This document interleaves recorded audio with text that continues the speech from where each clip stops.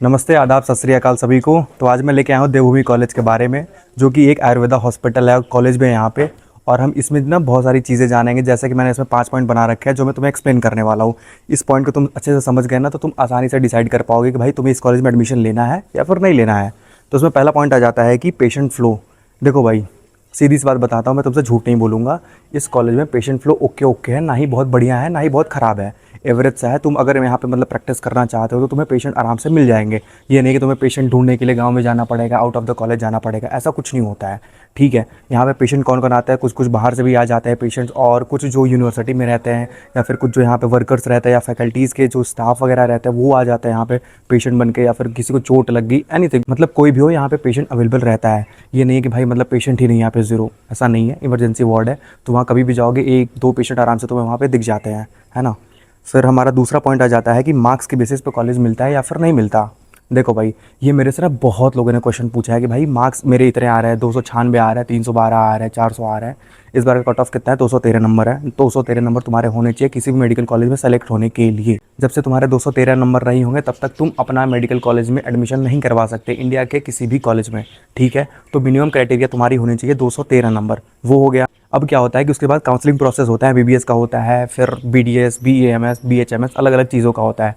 तो हमारा जो बीएमएस है उसका काउंसलिंग होता है यूएयू के वेबसाइट से, उत्तराखंड आयुर्वेद यूनिवर्सिटी के वेबसाइट से होता है, देवभूमि में आने के लिए, प्राइवेट कॉलेज के लिए। और जो गवर्नमेंट कॉलेज का उसका तो AA CCC से होता है, वो तो तुम्हें अच्छे से पता ही होगा। लेकिन अगर तुम किसी गवर्नमेंट कॉलेज को छोड़ के प्राइवेट कॉलेज में आ रहे हो तो उत्तराखंड के लिए यूएयू के वेबसाइट पे तुम्हें जाना होगा। उस पर तुम डेली अपडेट अपना लेते रहना। अब रही मार्क्स और रैंक की बात, तो देखो भाई, तुम्हें ना मार्क्स के बेसिस पे कभी कॉलेज मिलता ही नहीं है, समझ रहे हो, ध्यान से सुनना। मार्क्स के बेसिस पे कभी भी कॉलेज नहीं मिलेगा, तुम्हें रैंक के बेसिस पे कॉलेज मिलेगा। तो पिछले साल क्या हुआ था कि जो भी 700 के आसपास नंबर लेके आया था, मतलब पिछले साल कट ऑफ बहुत ही मतलब रिजल्ट गई थी। मतलब वो क्या था कि 700 के ऊपर कोई क्रॉस ही नहीं कर पाया था, लेकिन इस बार 700 के ऊपर बहुत लोग गए हैं। तो मेरा सिंपली कहने का मतलब यही है कि तुम्हें जो मेडिकल कॉलेज मिलेगा वो सिर्फ तुम्हारे रैंक के बेसिस पे मिलेगा, ना कि मार्क्स के बेसिस पे, समझ रहे हो। और तुम्हें यहाँ देवभूमि में आने के लिए ना, मतलब अगर तुम्हारी 6 7 8 लाख रैंक है तो तुम्हें सेकंड थर्ड राउंड तक इजीली कॉलेज मिल जाता है। अगर नहीं मिल पाता तो तुम फिजिकल राउंड में जा सकते हो।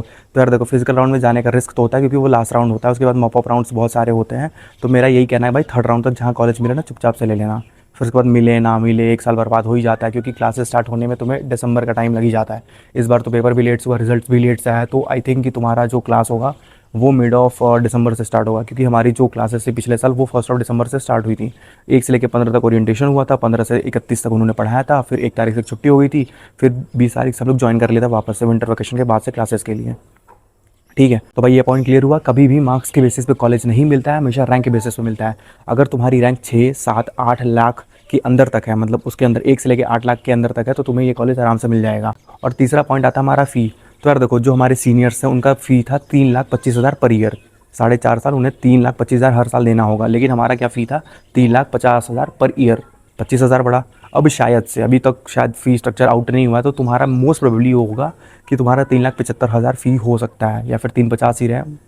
वो यूनिवर्सिटी के ऊपर डिपेंड करता है, बिकॉज ऑफ कैडवर का जो प्राइस होता है, इक्विपमेंट्स हो गए और जो मार्केटिंग, ये सब चीज़ें हैं, मतलब वो कॉलेज ये डिसाइड करेगा। हम तुम डिसाइड नहीं कर सकते भाई कि फ़ी कितना पे करना, वो यूनिवर्सिटी ये डिसाइड करता है कि एक कॉलेज से कितने बच्चों को कितना फ़ी लेना है, कितने वहाँ पे स्ट्रेंथ है, ये सब भी डिसाइड करना होता है, इस चीज़ पर डिपेंड करता है। चौथा हमारा पॉइंट आता है कोटा एंड काउंसलिंग। तो यार देखो, अगर तुम यूपी से हो, बिहार से हो, हरियाणा, राजस्थान, असम, छत्तीसगढ़, कहीं से भी हो तुम, अगर तुम उत्तराखंड में आ रहे हो तो तुम कोई कोटा नहीं लगवा सकते हो, स्टेट कोटा कोई तुम्हारा काम नहीं करेगा। तो तुम सिंपली उसमें क्या करोगे ना, एक जनरल कैटेगरी की तरह ट्रीट किए जाओगे। मान लो तुम ST SC हो या फिर OBC हो, कहाँ से, यूपी से, हरियाणा से, या फिर छत्तीसगढ़, राजस्थान, कहीं से हो, तो तुम उत्तराखंड में आ रहे हो ना, तो तुम्हें एक जनरल कैटेगरी की तरह ही ट्रीट किया जाएगा ऑल इंडिया कोटा के थ्रू। तुम्हें कोई वहाँ पे वो कास्ट का तुम्हें कोटा नहीं देंगे, ना स्टेट का कोटा देंगे, सिंपली ये सब कुछ चीज़ें नहीं देते हैं। मान लो कोई उत्तराखंड का बच्चा है, उसको यहाँ पे स्टेट कोटा मिल जाएगा, उसके स्टेट में उसको मिलेगा।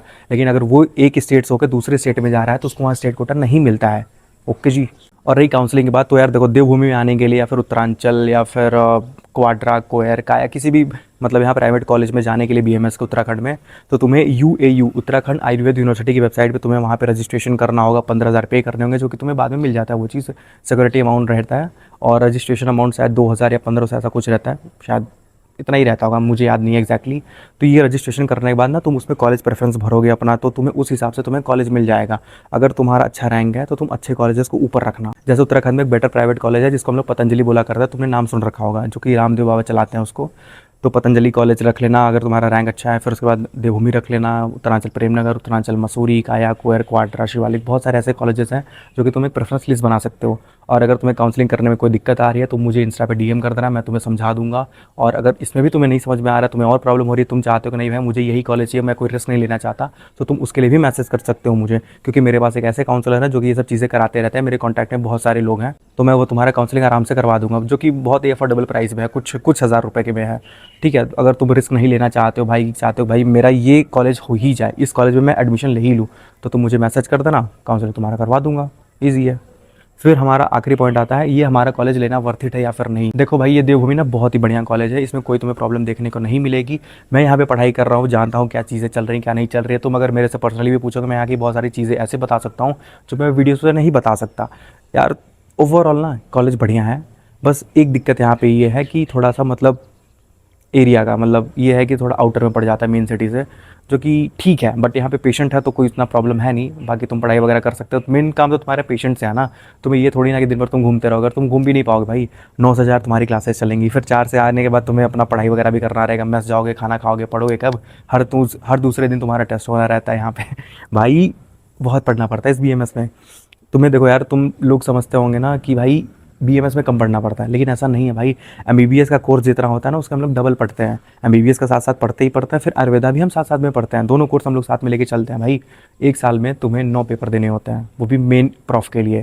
जैसे मैं फर्स्ट ईयर में हूँ तो मुझे 9 पेपर्स देने हैं, 9 एग्जाम देने हैं, वो भी 3-3 घंटे के डेली।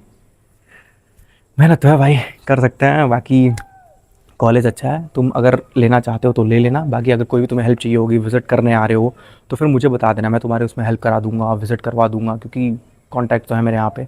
और भी अगर कोई चीज़ तुम्हें जाननी होगी, कोई भी इन्फॉर्मेशन चाहिए होगी, तुम मेरे से पूछ सकते हो, you are free to do यार। और अगर काउंसलिंग में कोई प्रॉब्लम आ रही है ना तो तुम मेरे को मैसेज कर देना, या फिर मेरे को कॉन्टैक्ट कर लेना कहीं से भी, या फिर यूट्यूब के कमेंट सेक्शन में मैसेज कर देना, मैं तुम्हें वहाँ से कनेक्ट कर लूँगा। क्योंकि यार देखो, काउंसलिंग एक बहुत इंपॉर्टेंट प्रोसेस है। तुम्हारा एक वर्ड इधर उधर हुआ या फिर 1-2 प्रेफरेंस ऊपर नीचे हुई ना, अच्छा कॉलेज जो तुम डिज़र्व करते हो वो तुम्हारे हाथ से निकल जाता है। तो मेक श्योर कि भाई जो तुम कॉलेज सेलेक्ट कर रहे हो वो तुम्हें मिले ही मिल जाए। तो इसके लिए अगर तुम्हें कन्फ्यूजन हो रहा है तो तुम मुझे कांटेक्ट कर लेना, मेरे कांटेक्ट में एक भैया है, वो करवा देते हैं सब चीज़। ज़्यादा पैसे वो लेते नहीं है, क्योंकि अगर तुम बहुत सारी जगह देखोगे ना वो लोग 25,000 30,000 लेते हैं। नो ब्रो, इतना पैसा नहीं लिया जाता है, ठीक है। छोटा सा काम होता है, बहुत कॉम्प्लिकेटेड नहीं होता है, बस उसमें दिमाग का काम होता है कि भाई प्रेफरेंस क्या रखना है। और सारे तुम्हें डॉक्यूमेंट्स या फिर जो तुम्हारी पर्सनल इन्फॉर्मेशन है, डिटेल्स है, वो सही चीज़ भरी होनी चाहिए। बस सिंपली से इतना ही काम होता है काउंसलिंग में, बहुत ईजी प्रोसेस है। बाकी अगर तुम्हें कोई और हेल्प चाहिए होगी तो तुम मुझे मैसेज करके बता देना, I will connect you. Thank you.